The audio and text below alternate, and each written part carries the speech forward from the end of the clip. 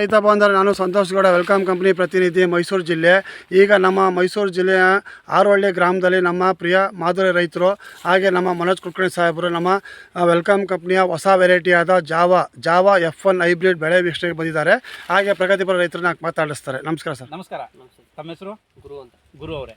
So ಗುರು ಅವರೇ, ಇದು ಯಾವ ವೆಲ್ಕಮ್ದ ಯಾವ ತಳಿ ಹಾಕಿರಿ ನೀವು? ವೆಲ್ಕಮ್ ಸೀಡ್ಸ್ ಜಾವಾ ಅಂತ. ಜಾವಾ ತಳಿ ಹಾಕಿದ್ರಿ. ಇದು ಮೊದಲನೇ ಬಾರಿಗೆ ಹಾಕಿದ್ರಾ ಅಥವಾ ಮೊದಲು ಹಾಕಿದ್ರಾ? ಮೊದಲನೇ ಬಾರಿ. ಇದು ಮೊದಲನೇ ಬಾರಿಗೆ ಹಾಕಿದ್ರಾ?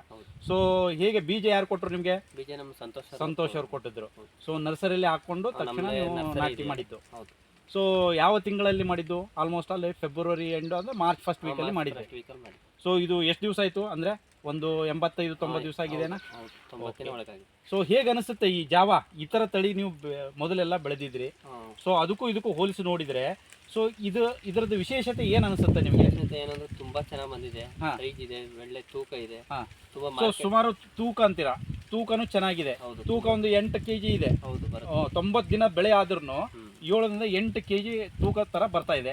ಹಣ್ಣು ಅಟ್ರಾಕ್ಟಿವ್ ಇದೆ, ಸ್ವಲ್ಪ ಚಪ್ಪಟೆ ಆಕಾರವಾಗಿದೆ. ತುಂಬಾ ಚೆನ್ನಾಗಿದೆ. ಗಾಢ ಬಣ್ಣ ಹೇಗಿದೆ? ಅಟ್ರಾಕ್ಟಿವ್ ಕಲರ್ ಇದೆನಾ? ತುಂಬಾ ಚೆನ್ನಾಗಿ ಕಲರ್ ಇದೆ. ರೈತರೆಲ್ಲ ನೋಡ್ಬಿಟ್ಟು ಸಖತ್ತಾಗಿದೆ. ನೋಡಿದ್ದಾರೆ, ಸಾಕಷ್ಟು ಜನ ನಿಮ್ಮ ಹೊಲಕ್ಕೆಲ್ಲ ನೋಡಿದ್ದಾರೆ, ಬಂದು ನೋಡಿದ್ದಾರೆ. ತುಂಬಾ ಚೆನ್ನಾಗಿದೆ. ಯಾವ ತಳಿ ಅಂತೆಲ್ಲ ಕೇಳಿದ್ದಾರೆ.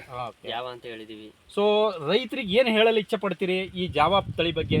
ಜಾವಾ ತಳಿ ಬಗ್ಗೆ ಏನು ಹೇಳಕ್ ಇಷ್ಟಪಡ್ತೀನಿ ಅಂದ್ರೆ ತುಂಬಾ ಚೆನ್ನಾಗಿದೆ. ರೈತರು ತುಂಬಾ ಅನುಕೂಲವಾಗಿ ಬೆಳಿಬಹುದು. ತುಂಬಾ ಆದಾಯ ಖಂಡಿತವಾಗಿದೆ.